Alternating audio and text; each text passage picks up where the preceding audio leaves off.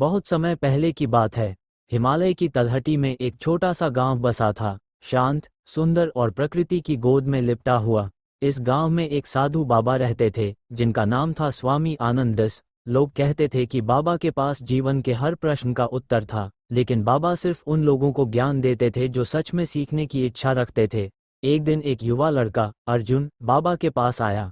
उसने हाथ जोड़कर कहा, बाबा, मुझे जीवन का सच्चा ज्ञान चाहिए, कृपया मुझे सिखाए। बाबा मुस्कुराए और बोले, अर्जुन, जब तक तुम्हारा मन खाली नहीं होगा तब तक नया ज्ञान उसमें नहीं समा सकता। अर्जुन थोड़ा हैरान हुआ।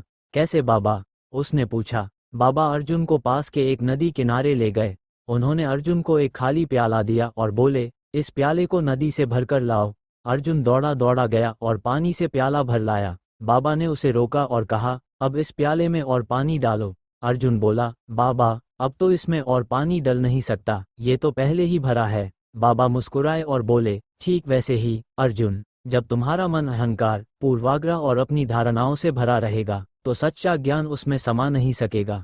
सबसे पहले अपने मन को खाली करना सीखो। खाली मन ही सच्चे ज्ञान का दीपक बन सकता है। उस दिन अर्जुन ने पहली बार सीखा, ज्ञान पाने के लिए विनम्रता, धैर्य और खालीपन आवश्यक है। वो दिन था और आज का दिन है। अर्जुन ने खुद को एक साधक बना लिया और वर्षों बाद वही अर्जुन गांव का सबसे बड़ा ज्ञानी बन गया। समय बीतता गया।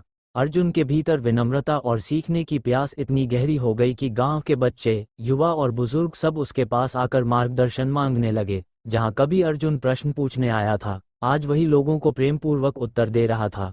स्वामी आनंददास ने एक दिन अर्जुन के सिर पर हाथ रखते हुए कहा, अर्जुन, अब तू स्वयं एक दीपक बन गया है, जो दूसरों के जीवन में भी प्रकाश फैलाएगा। अर्जुन की आंखों में श्रद्धा के आंसू थे। उसने सिर झुकाकर कहा, बाबा, ये दीपक कभी बुझने नहीं दूंगा, और जो भी मुझसे टकराएगा उसके अंधेरे को भी मिटा दूंगा। और इस प्रकार एक साधारण युवक, एक साधक बनकर ज्ञान का दीपक बन गया, जो आज भी अनगिनत दिलों को रोशन कर रहा है।